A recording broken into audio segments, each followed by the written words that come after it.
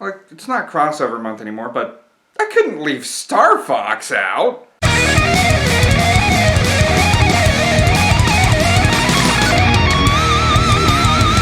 What's up, everybody? StevDez here, and welcome to another edition of Dragon Ball Days for post-crossover month. The influence of Frieza's empire really isn't a clear picture. All we know is that it's large. The only peaks that we got of it is when Vegeta was planet trotting and... Planet Vegeta? So, yeah, before Goku, all we know is that Frieza had a large empire, which spread out to many planets and many systems in space. Because of how many planets he owned, destroying several of his followers really didn't bother him in the slightest. People were expendable to him. Which brings us to this what if, starting in the new canon of Kakarot's origins, thanks to the Super Broly movie. Star Fox is included because Frieza wanted more planets, and he came across the Lilat system.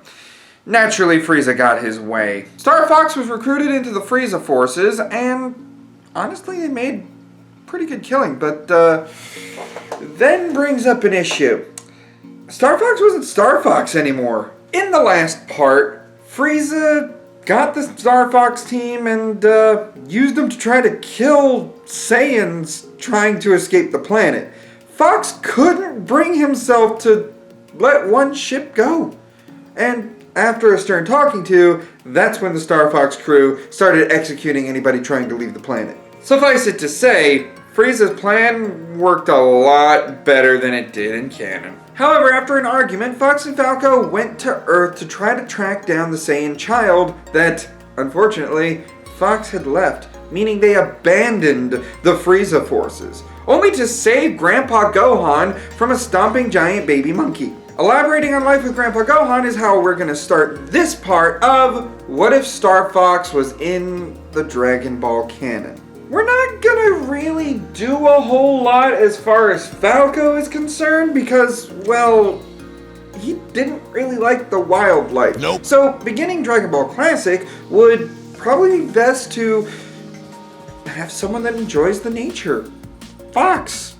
I mean, he got with Crystal in canon, and he did like the nature of planet Saria, so why not?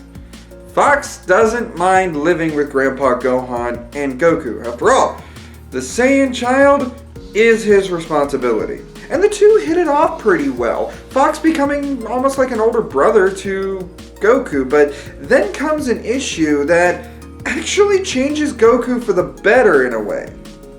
Goku learns about machines. I could see one day when Fox and Goku were returning from a fishing trip, one of his legs ended up getting a little rusty, and he'd need to go to a city in order to get it properly maintained. Remember, the Star Fox crew, they don't have actual legs. Their legs are mechanical. And so, Goku would learn about machines far earlier, and Fox would have to take trips to the city regularly in order to get his legs taken care of and then come back home. In order to do this, he would show Grandpa Gohan and Goku his R-Wing, meaning, okay, they're familiar with planes, but what they're not familiar with is spaceships.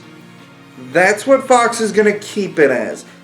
It's not a spaceship, it's just a plane. He still has to stay undercover, you know. What's more, Fox and Falco, they wouldn't have their scouters on at all. As a matter of fact, thanks to Slippy and them knowing a little bit of how machinery works, they're able to disable their scouters. In the middle of one of these flights to the city, as this is still before Dragon Ball Classic, I would see someone else recognize the R-Wing. Jocko. He would recognize the R-Wing as one of Frieza's ships. Frieza's on the planet? Oh, no. Space Cop gotta stop this! Naturally, Jocko would fly after the R-Wing with his ship. You know, this is just something he saw as he was about to leave the planet from visiting, what is her name? Panties? Okay, so Bulma? Tights! That's it. I thought maybe it was Panties. I mean, shoot, we have Dr. Briefs, so that's not really within the realm of fiction. Thanks, Toriyama. And so, we have Jocko going after the R-Wing in his ship. Jocko would get the first shot, but then the R-Wing would recognize that he's being chased. Bad idea! The R-Wing is a mastercraft, one of the most efficient ships for aerial combat to ever be installed into any realm of fiction. And boy does it have the gusto to take Jocko's ship down. Do a barrel roll! Comes into Fox's mind, he kind of misses Peppy, but he does a barrel roll and he takes down Jocko's ship. This means Jocko is forced to be on Earth for a while repairing is happening. Naturally, Fox recognizes the symbol on the side of it, Galactic Patrol. He needs to go down there and explain, because Galactic Patrol probably thought that Frieza was on this planet. He might want to clear that up quick. Fox pulls his gun out as the R-Wing lands near the downed ship. Come out nice and slowly. I don't want to start anything. Jocko comes out of his ship, and he is holding his hands up, seeing that Fox has a laser pistol. If anything, I should be asking you some questions. What are the Frieza forces doing on this planet?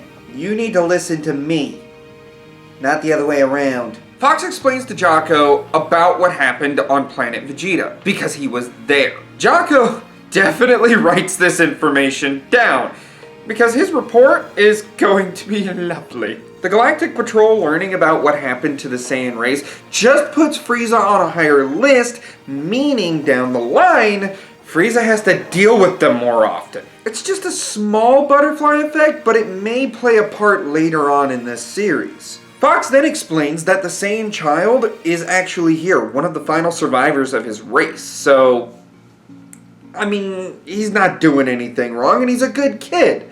He's fine, just one bad head bump, but other than that, he's been just fine. Nothing needs to happen there. And Jocko wishes to see it for himself. Luckily for Fox, he was on his way back from the city, so Jocko ends up fitting in the back of the R-Wing a little bit, and they get to Mount Paozu, where Jocko meets Goku. He does see that this is an okay child and tells Fox that he's going to be keeping his eye on him, but Fox just rolls his eyes like, yeah, next time you keep your eyes on me too close, I'll just blast you out of the sky again. And so now we get to the beginning of Dragon Ball, with Fox's transportation established and being able to take care of his legs established. He is lazing about, as he often does at the house. He's a bit older, naturally, and Goku is flying a kite with him. You see, it's not Goku this time that ends up finding Bulma first, or rather, Bulma finding him. It's actually Grandpa Gohan. While Goku and Fox were flying kites and having a good time in front, Grandpa Gohan ends up coming across Bulma, and after narrowly dodging the car that Bulma wasn't prepared to stop, Grandpa Gohan kindly introduces himself and leads her back to his home after hearing about the Dragon Balls. This is the first time Goku's ever seen a girl, and thanks to Fox being a bit more streetwise, he tells Goku all about you have to treat a girl with respect, just like Grandpa Gohan was telling you, and all of that good stuff. This is naturally where we get to talk about the 7 mystical Dragon Balls and the magical dragon that comes out of them when all 7 are brought together. Fox doesn't believe it and just goes inside, but Goku wants to go on the adventure, but he wants Fox to go on the adventure too. He's like an older brother to the Saiyan. So Grandpa Gohan walks in and talks with Fox a little bit, who's just kind of laying in his bed, back to the door, not really wanting to do a whole lot. You know, you'd really be making Goku upset if you didn't go with him. Bite me, old man. Well, I doubt that you taste very good. Come on, Fox. You talk about all of these times that you had with your team and the Lilat system, whatever it was. But when the opportunity of adventure comes by, you don't bother actually taking it. Goku wants you to go, and I think it would be very helpful if you decided to go along with them. Old man, What makes you think that that life's for me anymore? Simple. Hanging around the house and doing nothing? Maybe your friend was right about the shadow of your former self. And I don't want you to go down that road. I care about you, Fox. You've been a good help so far. So, why not? You may even save his life like you did mine. Fox ponders this for a second, and okay, he decides to go with Goku. Just help out. In the near future, we do see him actually coming in handy, and Bulma tinkering with his Jada fusers when he told her not to. Naturally, this is in the middle of the first night, in which she's curious about not only the metal feet on Fox, but the fact that he was able to use the Fox illusion to help her out with the pterodactyl situation. Not to mention, after getting Bulma out of that situation, he would have blasted that bird out of the air, and that gun didn't fire bullets, it fired a laser. Throughout the beginning part, up to the Yamcha meeting, Bulma is very curious about this technology, but he refuses to show her the R-Wing.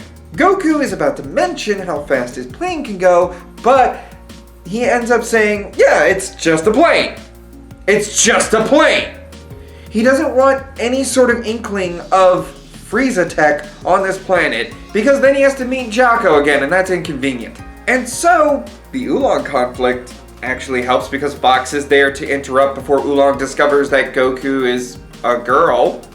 Not to mention, Goku pulls off the act a lot better because he has Fox as sort of a street-smarted mentor. The conflict with the bear thief is quick because, well, Goku's definitely strong enough to handle that.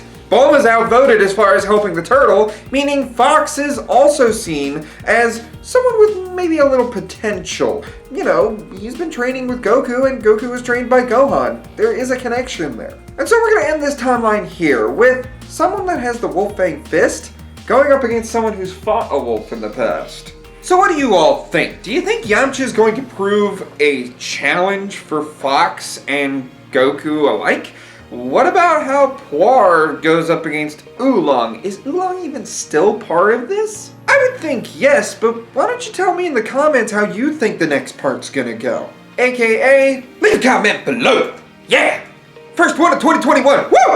And it took a whole month to get there. For more what-ifs in the realm of video gaming and Dragon Ball alike, such as the recently ended Skullomania timeline, go ahead and hit that subscribe button. If you would like to support the channel monetarily, check out the Patreon in the description below. And if you want to hang out with like-minded StevDez crew members, the StevDez crew, go ahead and check out the Discord, because I'm there from time to time, and a lot of the founders are often there. So there's always someone to talk to. And, as always, I'll see you in the next one. Ciao.